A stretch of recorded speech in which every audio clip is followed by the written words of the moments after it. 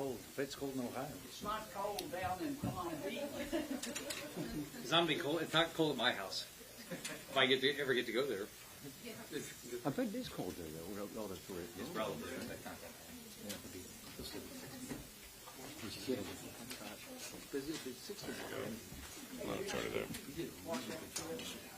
Oh, yeah. Thank you. I was in Palm Beach 2 weekends ago, and I looked far and wide, and I couldn't find 24 people in the whole city. Palm Beach. There were none. Okay. Well, there's not in Well, we're going to go ahead and get started. It's good to see everybody. Thanks for coming over and be a part of this dialogue today. Obviously, there's a lot that's going on currently right now in this administration and with the conversation about Title 42. Let me be very clear on something. Title 42 was always intended to be a temporary authority to be able to deal with the pandemic issues, always. The problem has been that I've asked questions of the administration for the last 8 months in particular. What are you going to do when it actually ends? What are you going to do when it actually ends? Their response has been, well, we have a 6-point plan that we've already implemented to be able to deal with this after it ends. Their plan clearly is not working, and so my question has been, what is your plan? So far, they've not been able to do this. They've not been able to resolve what the key issues are for immigration and the increase. Let me just give you a couple of clear, blunt statements. When you incentivize illegal activity, you get more illegal activity, period. It's not hard. What they've done is they've taken the dollars that have been allocated to them for enforcement, and they've instead used those dollars for processing, to speed up the processing issues that they had at the border, so that as thousands of people cross the border, those thousands of people could move into the interior country faster to make room for thousands more to be able to come in.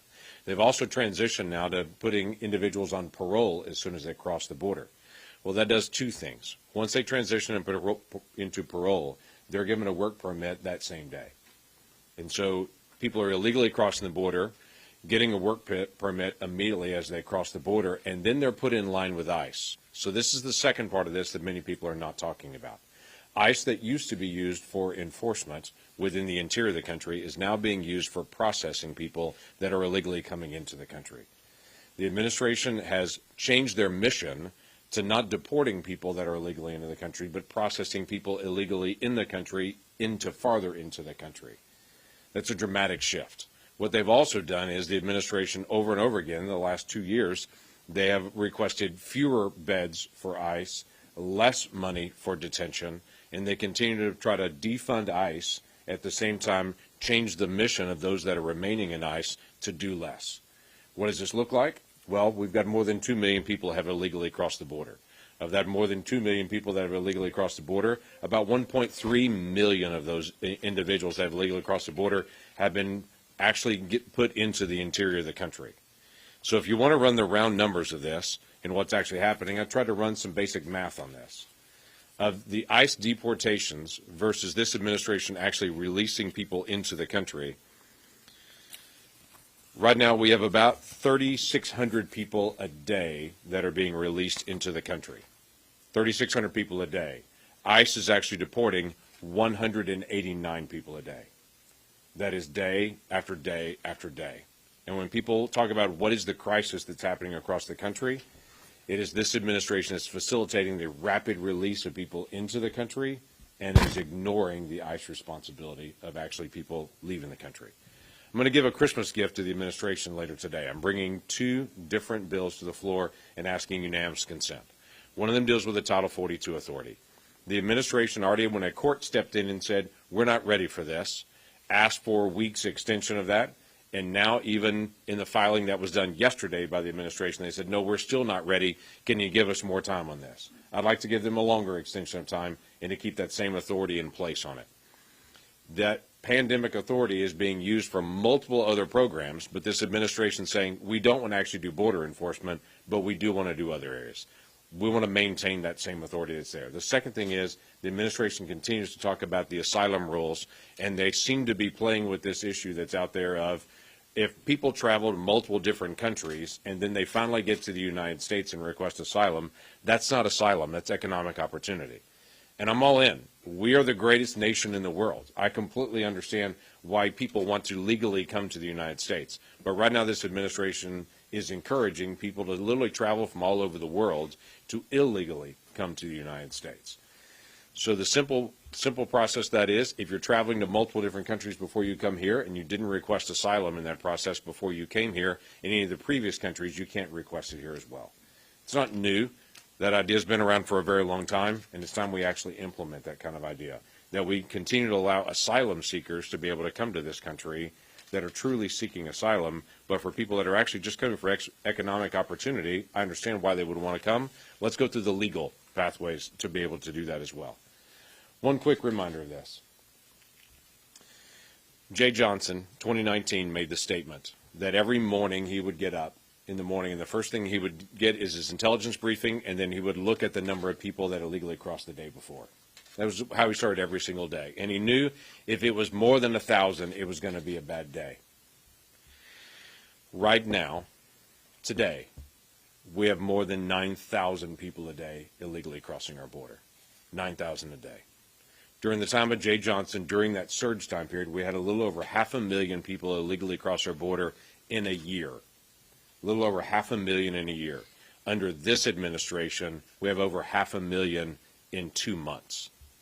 And it's continuing to accelerate. This is a very real crisis that for whatever reason many people are ignoring and saying it's old news. But as the rise of fentanyl comes into our country, as the crisis continues to build and the humanitarian crisis on our southern border, please understand, we understand full well the pull factor. The pull factor is this administration's policies.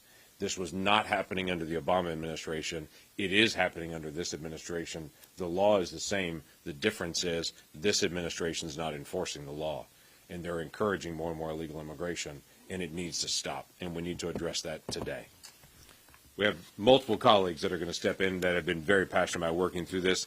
Senator Portman's obviously been a lead in Homeland Security on this, and asked him to be able to come forward and be able to speak into this. Thank you, James. So here's the chart. These numbers tell the story. Thank you, Rick. So some people say, well, we had an immigration crisis under President Obama. We had one under President Trump. We have one now. This is different in kind. And again, these numbers tell the story in a very plain way.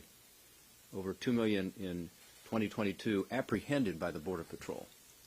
So these numbers of 9,000 people a day are an aberration. This is not what we've seen before. It's a much bigger problem. The solutions to the problem, part of it is keeping Title 42 in place because that's all we have. Of course, it's not the long-term solution because the public health emergency at some point will go away. The administration tells us in so many other areas, including student loans and including the number of ICE beds they can fit in the facility, the public health emergency is still with us. So it would be a contradiction for them to say that Title 42 isn't needed. But we understand that Title 42 isn't the long-term solution. The long-term solution is actually to enforce the law, number one. And number two, to change some of these laws, including the asylum law, which clearly is not working. Why do I say that? Well, because we have a backlog right now of about 1.4 million people. Some say it's even higher.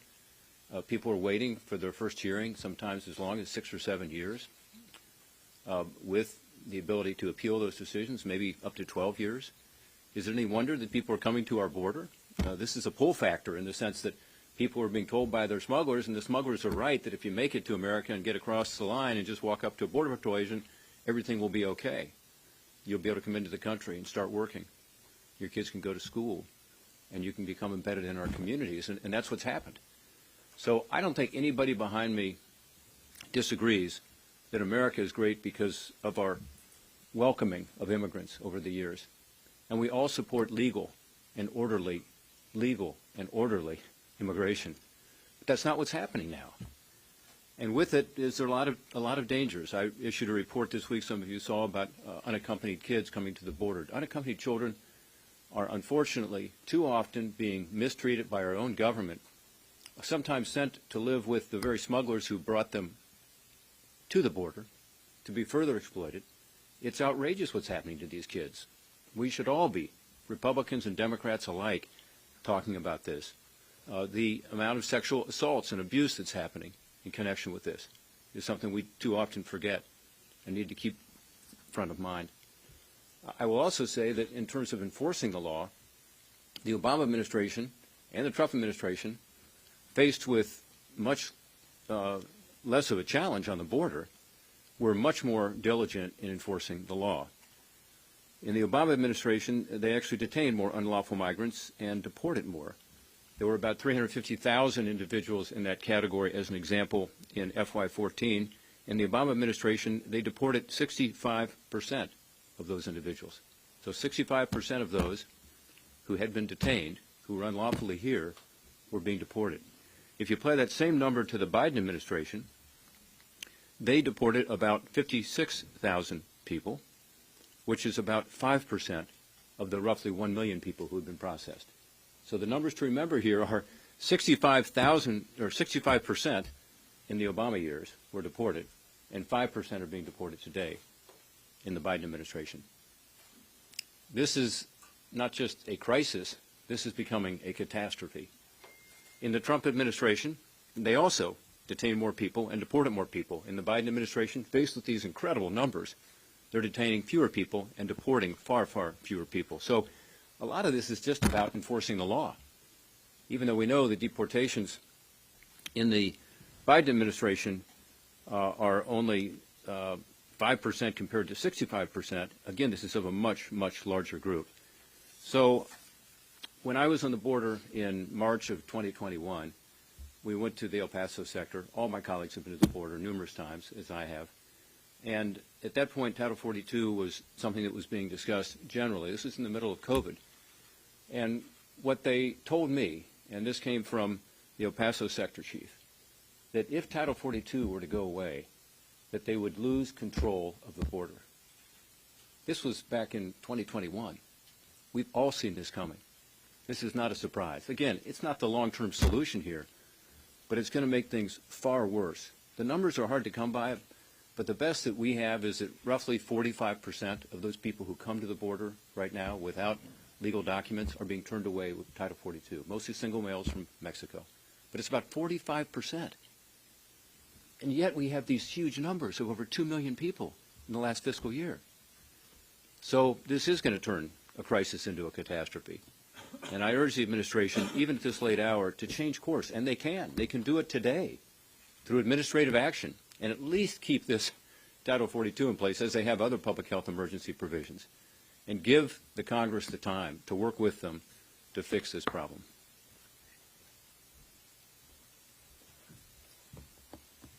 Thank you all for being here for a few minutes today. The issue with Title 42 is something that Tennesseans are beginning to realize the impact of very quickly.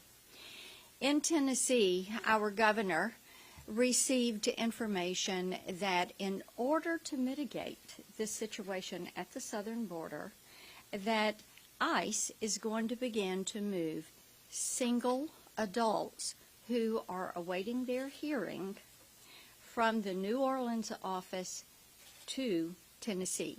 50 per busload, and at least 2 busloads every week. Now, what is so interesting to me about this is Title 42 is there for a reason. The Biden administration knows this. And they don't want it to go away right now. They're saying, if you're going to get rid of it, and we would like to get rid of it, but we don't want you to do that before Christmas. So hang on just a minute. Hang on.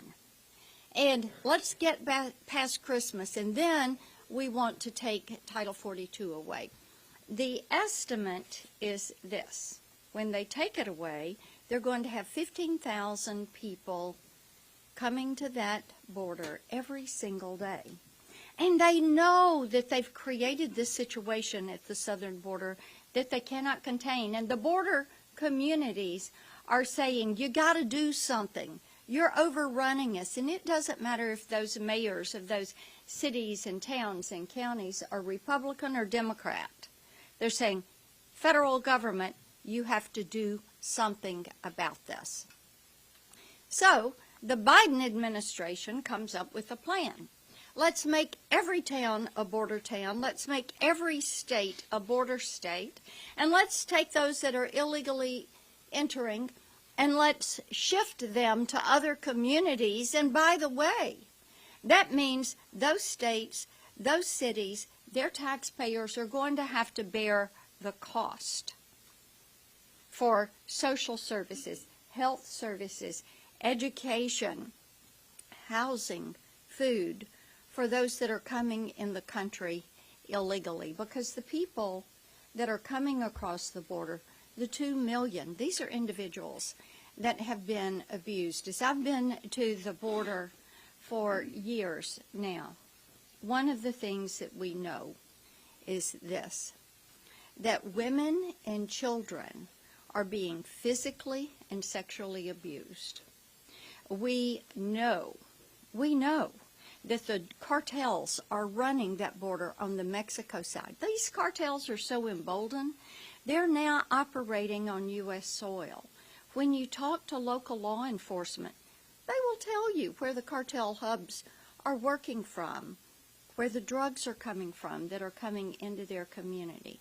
And moms and dads and brothers and sisters in our communities have all experienced the impact of fentanyl in our communities, the lives that have been lost, the families that have been wrecked because of the drugs that are coming across that southern border.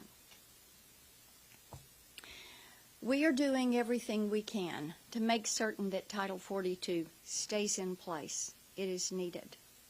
Our Border Patrol need to know that members of the U.S. Senate are going to stand with them to make certain that they have what they need to, first of all, secure that border, and then secondly, to be sure that we mitigate the issues that are being caused at that southern border. And it is unseemly that we have a spending bill that would have money for other nations to secure their border. But then the money in the spending bill that is there for Border Patrol says they cannot use it on border security.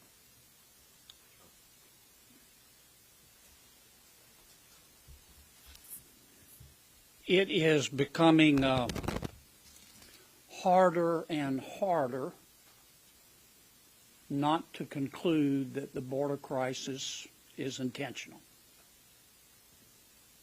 I mean, nobody is this incompetent, right? The Biden administration's position on Title 42, on the Remain in Mexico program, on efforts to come up with a definition of what refugee status means that looks like somebody designed it on purpose. None of the president's positions on this make any sense to me, unless I view it from the perspective of, well, maybe he wants this to happen.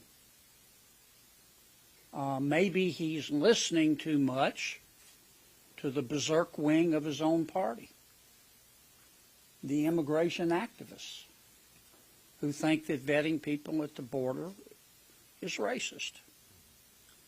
I think the president has misread the American people, and he's better than that. He's certainly more intelligent than that. The American people support immigration. Every year, America welcomes about 1 million of our world's neighbors to become American citizens. That's more than any other country in the world. But the American people do not support illegal immigration. For one thing, when you ask an ordinary American, well, why don't you support illegal immigration? They look at you and say, well, because it's illegal. Duh. It's against the law. We thought what you folks in Washington were supposed to do is uphold the rule of law. But the second thing Americans will tell you is something to the effect of, look, here's how we view the southern border. We view the southern border like we view the front door of our home. We, most Americans say, lock our front door at home at night. We don't do that because we hate everybody on the outside. We do that because we love the people on the inside. And we'd like to know, as a practical matter, and a matter of public safety and our own safety, who's coming in and out of our home. And I think that's the way the American people view the southern border. And I think President Biden is making and has been making and continues to make a huge mistake. But I confess, it is a mystery to me. Nobody is this incompetent. It has to be intentional.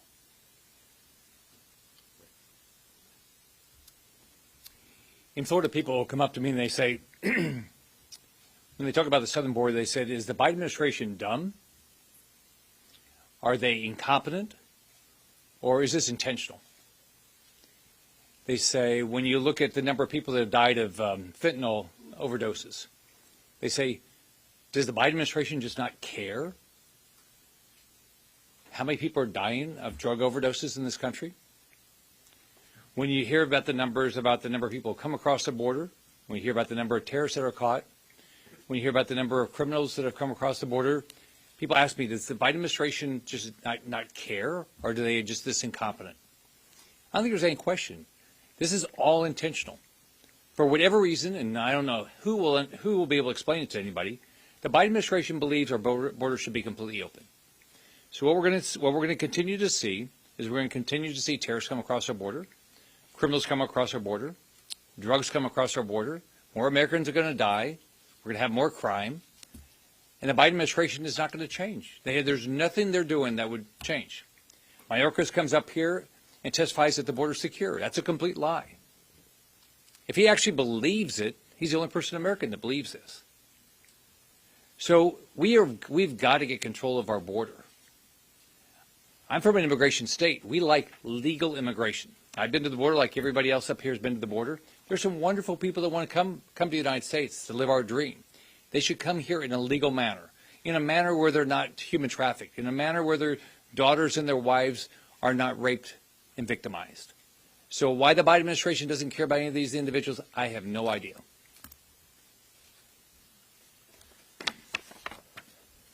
You might ask yourself, why did the Biden administration's Justice Department ask the Supreme Court to let Title 42 stay in place while they come up with a plan? But I think what you've heard from my colleagues is that what you're seeing now is the plan. The plan is to let anybody and everybody who wants to come to our country, primarily through my state, the state of Texas, let them come in and place them in the interior of the United States, many of whom will never show up again for an immigration court hearing in the future. And not only does this benefit the human smugglers that are charging thousands of dollars for each person that they smuggle into the United States, and who coach them to say the magic words so they can invoke our asylum laws. But this also enriches the drug lords and drug runners that smuggled the drugs into the United States that took the lives of 108,000 Americans last year alone. We've heard a lot about fentanyl, synthetic opioids. 71,000 of those 108,000 who died, Americans who died as a result of fentanyl poisoning. And I have to agree with my colleagues who said the Biden administration can see with their own eyes and hear with their own ears what's going on. So why don't they do something? Well, I think the answer to that is they don't care. That's a hard thing to say. How can you not care about 108,000 Americans losing their lives due to drugs being smuggled across the border? But I don't know what other conclusion you could draw. Unless anybody think that this is a product of the violence and poverty in Central America and Mexico. If you go down to the border and look at the list of people who are being detained, who are coming across the border, they come from as many as 150 different countries. 150 different countries. What that tells me is that if you have enough money, you can take a ride from wherever you are and make your way to the southern border and then invoke the asylum laws and be then transported into the interior of the country, given a slip of paper and say, show up for a court hearing.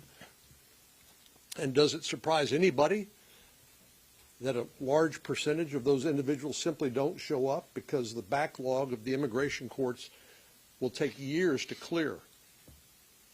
And as long as there's no enforcement by Immigration and Customs Enforcement, which there is not under this administration, then you're pretty much made it.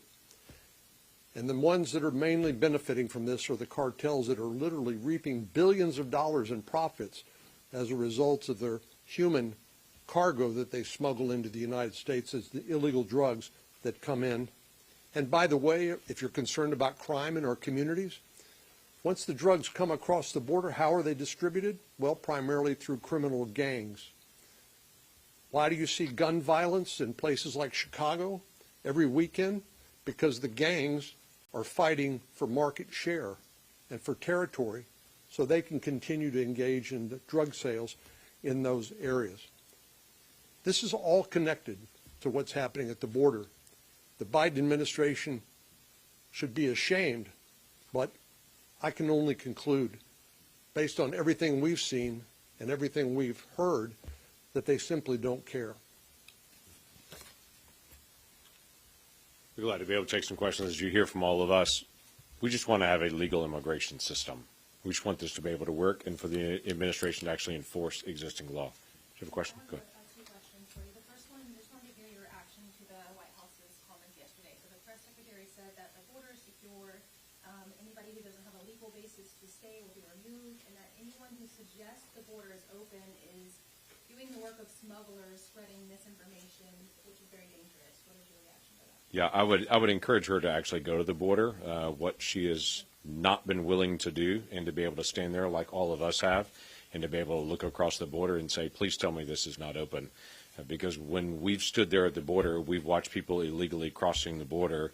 They come in, check in with Border Patrol, and within hours, they're heading out into the country. So if she means open border as if no one pays attention to you when they come across, I guess she's correct on that. But if she means that they're actually deterring people from coming, they're clearly not. And it's not just me saying that. Look at the hard numbers. Look at the Biden administration versus the Obama administration numbers even, and to see what they did on detentions, on what they did on deportations, on how they actually applied the law of the land. And you can see clearly that's good spin, but it becomes that who you going to believe, me or your lying eyes kind of moment. Go ahead. What's the second part? So there's, I'm sure you guys have heard the bipartisan effort between Senator Sinema and Tillis that would provide would solidify benefits for DACA recipients and also provide more money for border security. Is this something you all would support just to enable people to security happen? So I'll let everybody answer for themselves at their own time on it, but let me just say we haven't seen any text on that. That's a 2-page piece of paper. Text matters on those things. All of us have been very involved in trying to be able to actually get immigration policy that's good immigration policy. I think we would all say there's a real need to be able to deal with changes in statute and how we define asylum, how we do processing to make sure that we tighten all that up. Every administration asks for that. I'm very willing to be able to do all of those things, to be able to engage in that. But that particular proposal is not really a proposal that's a text piece out there. That's a double-sided sheet of paper with a set of ideas, and we're glad to be able to maintain the conversation on the ideas. Yes, sir. Sure, yeah. Just on that point, to me, one of the things that makes me angry as somebody who would actually like to engage in negotiations on immigration law reforms is the fact the Biden administration has poisoned the well because of this. People in my state are outraged. We're the state that's most affected because people come across the 1,200-mile border in Texas, and they overrun our border communities. In Del Rio, Texas, you remember 15,000 Haitian asylum seekers showed up in a little town of Del Rio of 35,000 people and parked themselves under the bridge. Can you imagine how disruptive that could be? So as somebody who would actually like to see us work on rational immigration reform, because as you've heard from all of us, we all believe legal immigration is a positive good for the country, it makes me angry that the Biden administration has poisoned the well by allowing this to happen, this humanitarian and public safety crisis. And that's why even good ideas that are being floated this late in the year have no way of getting any traction. And last thing I would say is Democrats have controlled the majority of the House and the Senate and the White House for the last 2 years. I've been on the Judiciary Committee that whole time, and the Democratic chairman of the Judiciary Committee has not moved one immigration bill across the floor in 2 years. It's been 10 years since the Dreamers were given access to the country and basically left to hang for themselves, now that the the Court of Appeals and District Court have held that what President Obama did was illegal. And yet the chairman of the Judiciary Committee, who says he cares a lot about the Dreamers, has not introduced a single bill. Senator Schumer hadn't marked up a single bill on the Senate floor. And so it makes me conclude that really they like talking about the issue, but they don't like doing anything about it. Senator Kennedy, you want to make a response to this too, so you want to make a comment there? Well, I'll be quick. Senator Lankford is very polite. Let me put it another way. If the White House press secretary said that the border is secure, she's either not telling the truth or she's day drinking. All she needs to do is sober up and or go down there. Number two, in terms of Senator Tillis's and Senator Sinema's bill, I applaud their efforts. We haven't seen a bill. But I can tell you right now, I am not going to vote for a bill that provides for amnesty in return for the Biden administration its promise to do better. Okay? And number three, you folks are going to miss Rob Portman when he's gone. It has been an honor to serve with him. Now I can say something nice about Senator Kennedy. No, I'm going to leave. You have to say something nice. No, I appreciate you, John. And, you know, one thing he just talked about was the fact that the border is not secure and that anybody who says otherwise is living in a fantasy land. Let me give you one specific data point on this. In October, which is the last month for which we have Border Patrol numbers, there were more gotaways, as they call them. In other words, people that did not come up and present themselves to the Border Patrol. We don't know who they are. We do know that there are about 100 people who are on the terrorist watch list who apparently have gotten through. But we believe that these are people who are likely to have drugs with them or otherwise would not be eligible for even getting in under the asylum rules, and so they chose to sneak around the Border Patrol and to evade Border Patrol. Record numbers.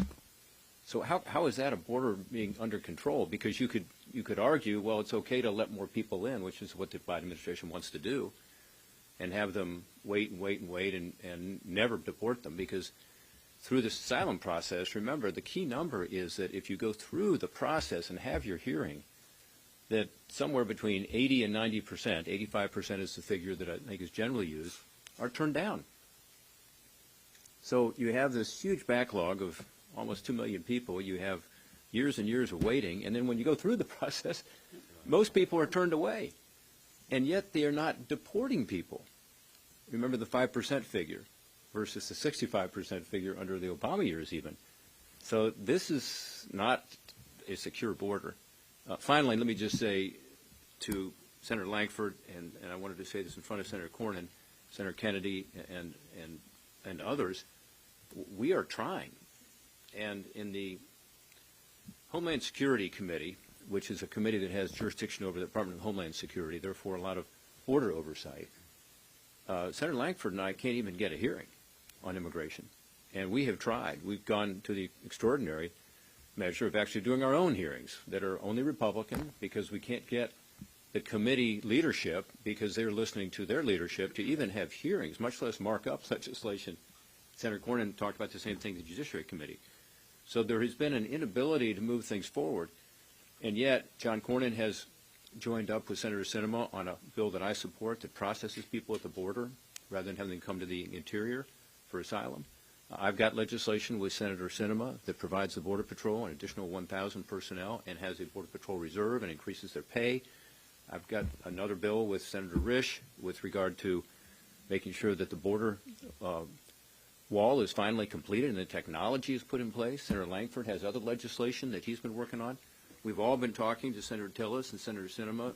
I would say for my own sake, I generally support what they're trying to do. But we don't have that interest in the administration or in the Democratic leadership here in the Senate. That's what we've all experienced. So crisis becomes catastrophe. And my hope is, long after I'm gone, in a week, yeah, that these responsible members who want to do something about this, who believe in immigration, believe it enriches our country, but believe that we have to stop all of the consequences of illegal immigration, including the fentanyl, including the sexual abuse, including the way children are treated. We have to deal with this issue.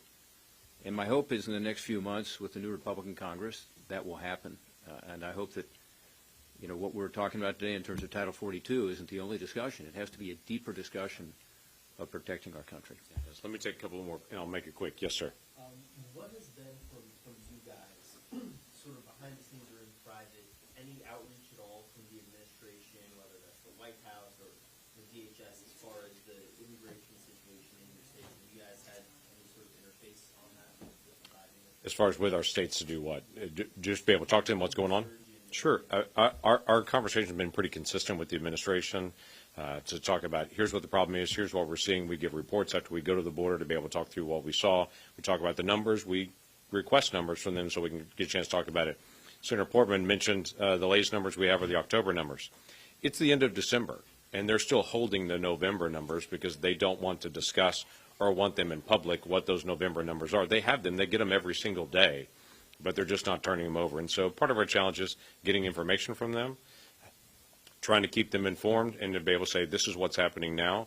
What are you going to do about it? And they continue to go back, well, we have a 6-point plan that we've been running since April, and all I can say is your 6-point plan is not working. So those conversations, from what you're saying, seem like they're one-way street where you guys are doing most of the talking. Are you hearing anything from them? I rarely get a call from them, occasionally, but rarely get a call from them to be able to say what's going on. We're typically saying this is a problem, and they're typically nodding their head and saying, yes, it is, we're working on it, but we see no changes. Yes, ma'am.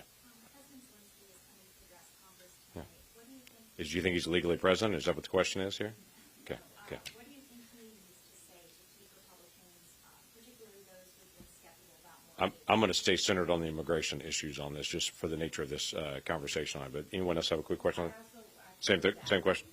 Okay. Would you support the funding, and if you anticipate that you or your colleagues might vote against it tonight on the night of the We're going to watch and see what happens on that, but I'm going to stay focused on the immigration issues on this. So one more question on immigration? Yes, ma'am. Sure.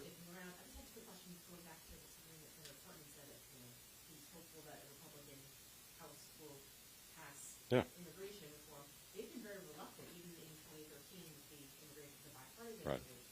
package. Have you been talking with House Republicans about whether or not we can get immigration through?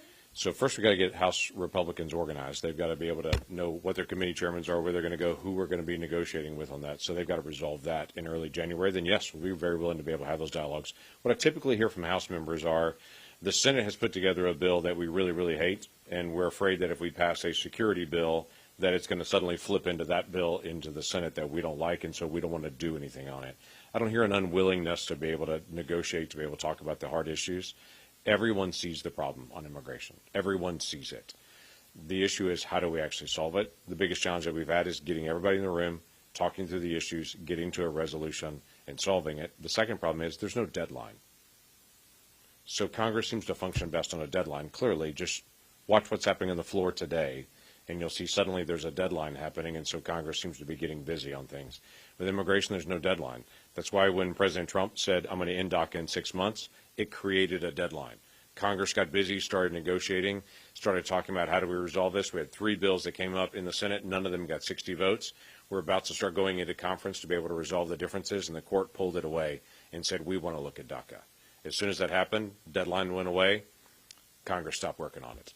We have a new deadline now. With the court stepping back and saying that DACA was illegal, we have a new deadline. And I think it's going to push Congress on both sides of the hill to be able to talk about, okay, what are we going to do? How are we going to resolve all these issues? And so my hope is that we'll have serious, substantive dialogue about how we're going to resolve all the immigration issues rather than just a bill being floated at different times and saying, look, here's the solution. But there's no groundwork that's been done. There's no preparation that's been done for it. Because what's happening at the border right now can't continue. It just can't. And I think this administration believed there would be a surge at the border that would somehow magically just go away a few months later, and they're finding out a bad situation 2 years ago is just getting worse today, and it's unresolved. Y'all, thanks for staying engaged on this issue. It is important to the country. A lot of people care about it. Thanks, y'all.